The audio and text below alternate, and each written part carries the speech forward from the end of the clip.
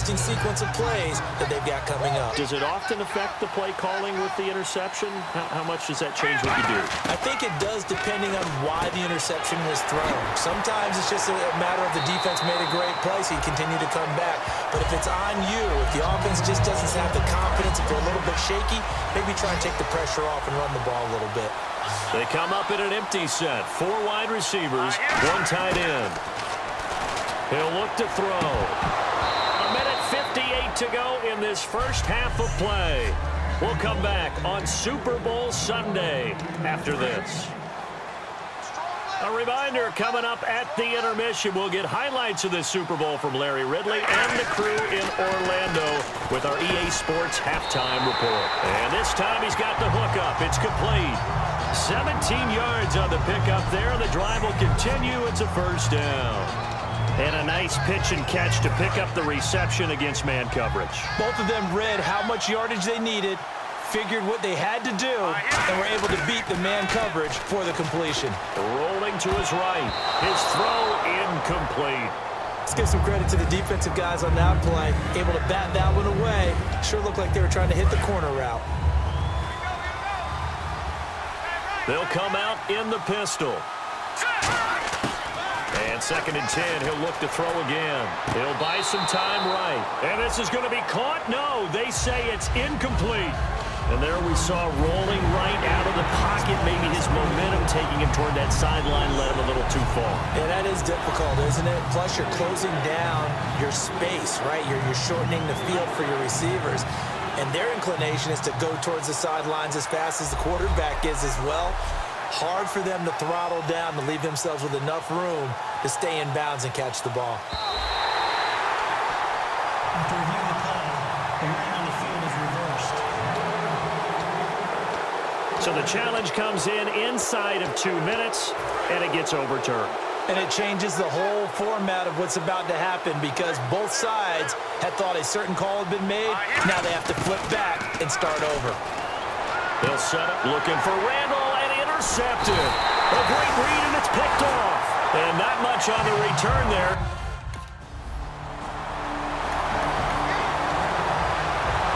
And here are the Browns now as the offense comes back out onto the field. And 2 picks thrown here in this first half alone. We'll see how that affects him.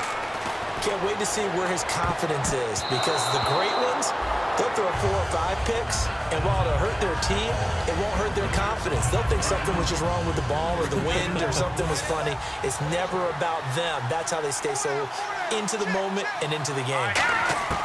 From the midfield stripe, they'll look to throw. And for a 3rd time tonight, he's intercepted. It's the Pro Bowler Luke Kuechly that picks it. And they have possession, and they have it at the 38-yard. And now the Browns coming out on the field. And this is a spot late in the clock near midfield, though. Maybe take a couple chances, see if you get in field goal range. You do that if you have trust. And this should be a position now where the great ones, they relish this opportunity to try and put points on the board. I hope I don't sound too rah-rah on that one, but that's the exact right throw. Either your receiver gets it or no one gets it. Give him a lot of credit for being really precise with it. Got rid of it. No one got it. And he's got his big tight end over the middle, complete. Now hold everything here. We're going to get a timeout by the offense. So that means they're down to 1 remaining here as we head toward halftime. Looking to jam the receivers at the line here. Press coverage look defensively. Now on 1st down, he'll drop to throw it. And that will be incomplete with a clock down now to 13 seconds. Offense still needing 10 yards. 2nd down. Again, we'll see the pistol here. He'll try again with the arm here on 2nd down. And for the 4th time tonight, it's an interception. A great read, and it's picked off. And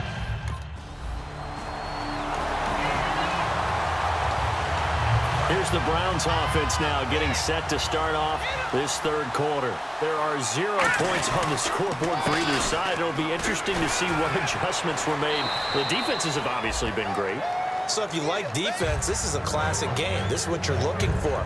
But now you're trying to figure out how to gain any type of an advantage on offense. Is it through a big chunk play that they haven't seen before? Or is it just running your regular offense and running it better, trying to create an opportunity? We'll see which avenue they choose to go down. Flushed out right. No gain on that one, and it's going to bring up a third down. But there was pressure all around him, so the only play was to try and get out of there. I think it was an excellent effort by him just to get back to the line of scrimmage. Well, they brought in an extra defensive back here, so probably not expecting a run on 3rd and 3. A good call. Escaping the pressure right. He may try and run for this. And he goes out of bounds across the 40-yard line. And a gain there of 11 yards. On 3rd and short, not only did he get away from the rush and pick up a first down, he picked up a whole lot more than that. And how did he get it done? Evaded the rush, kept his poise, and then how about him directing traffic as he moved downfield to pick up extra blockers? A really nice run. On any running play that's called, they're always hoping that it's going to break big and go the distance. But when you get a nice game like that, you're able to do so many things anyway. You can come back and run essentially the same play again, continue to move the ball on the ground, or you can decide to throw the ball now because usually you have the defense back on its heels. In today's NFL, these big guys are featured receivers. They move them all over the place to try and find good matchups, and they had one. They were just unable to complete the pass.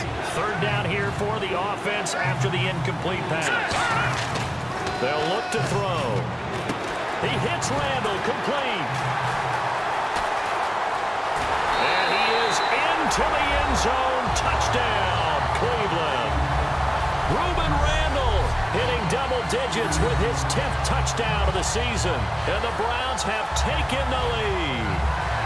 Great corner route there. Not only able to catch it, turn it upfield, and get into the end zone. It usually involves a little bit of an extra move, doesn't it? You've got to get them thinking that you're moving to the middle of the field and you're breaking away to that corner.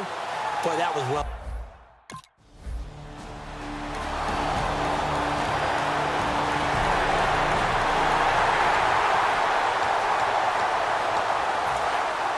Looks like the defense in press coverage here. They'll look to throw here.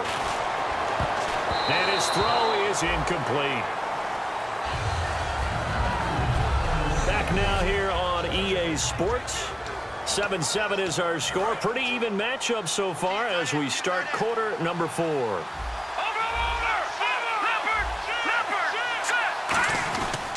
Now a handoff. Here's Williams.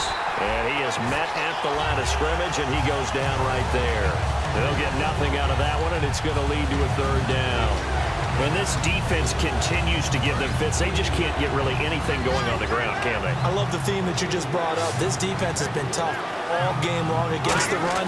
We just saw another example of it there. Throwing right, and that's complete. And he's going to have the first down yardage to the 35. Really nice little connection there. They go with the corner route, and it works out well. And the best way to set up the corner route is to throw slants throughout the ball game so that when you're able to get back outside, the defender has to respect the inside game. Looking to throw. Oh, he's got a man wide open, complete.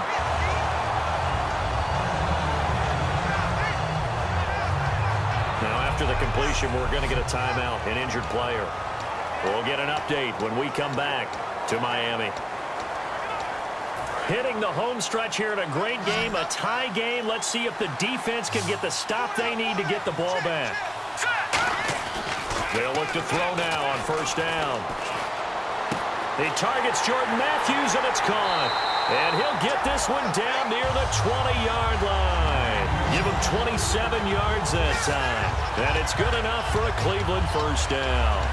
Really nice connection on the corner route. This is a play where the receiver wants to set up the defensive back by moving him inside and then breaking back to the corner. They'll look to throw here on 1st down. Eluding the pressure right. And no escaping this time as he'll go down. They got him for a sack. And it looks like this will be the last play before the 2-minute warning. Time for a break. We're back to perhaps crown a champion after this. So the Browns in possession of the football here as we get you reset. They face a 2nd down, but they are in field goal range. They'll drop to throw. And his pass incomplete. He was looking for Matthews that time, and it's third down. Pretty good coverage there in both of these defenses. They've had good coverage throughout this one. No doubt about it. And in today's NFL, where we're used to a bit more scoring, this feels almost like a well-pitched game in baseball on both sides where the tension continues to build.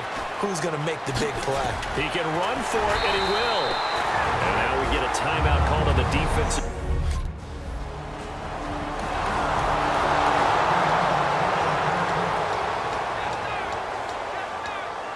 And now Cleveland geared up to take the field. They have the 3-point lead. Defense did their job. Now, late game, although it looks good, you know the coaches, they haven't counted this as a victory yet. I agree with you totally. Big applause for the defense, but no one is taking their headset off on the sidelines. They don't believe this game is over. The offense has to close this one out by taking care of the football. And they'll try to close it out now. So the incomplete pass brings up second down. That one looks like he'll throw here. His throw caught at about the 5. The Panthers are going to take another timeout. That'll be their second, so one more chance to stop the clock here, and we'll be back.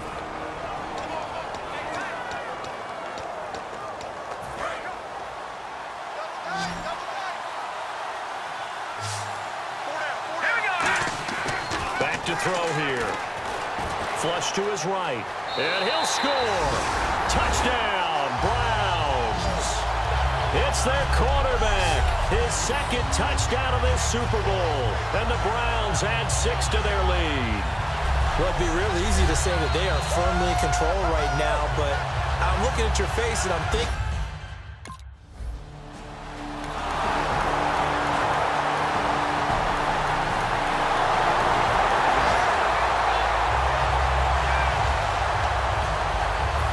Cleveland geared up to take the field. They've got the lead by 3, late stages of the game.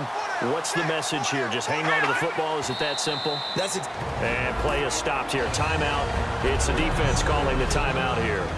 It'll be their third and final timeout, so as they talk things over, we'll step aside.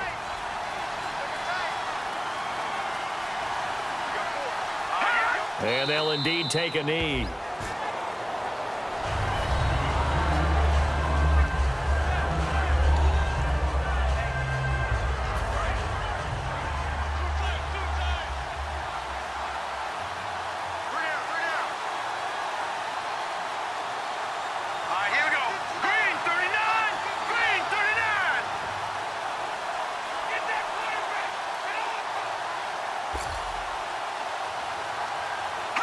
Time for this one final knee to put a bow on this title bout. And how about this? The dog pound gets the crowd. The Cleveland Browns are the Super Bowl champs. And to the Super Bowl champions, they etch their name forever in NFL immortality. That's pretty phenomenal right there. It actually gave me chills just to hear you say that, because immortality forever and ever. When you look in the record books, you'll see this team, you'll see their picture, that your name will be a part of it. That's got to be an incredible feeling, because it's been a long journey to get there, and now they get a chance to enjoy it.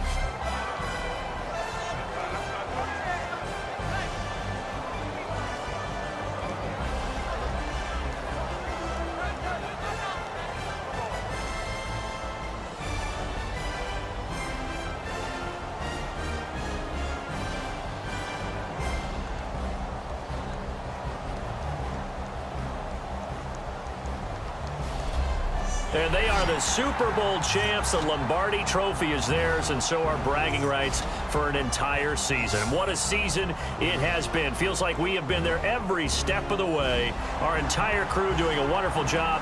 Thanks to my broadcast partner, Charles Davis. For all those guys, I'm Brandon Gunn signing off. We'll talk to you next season right here on EA Sports.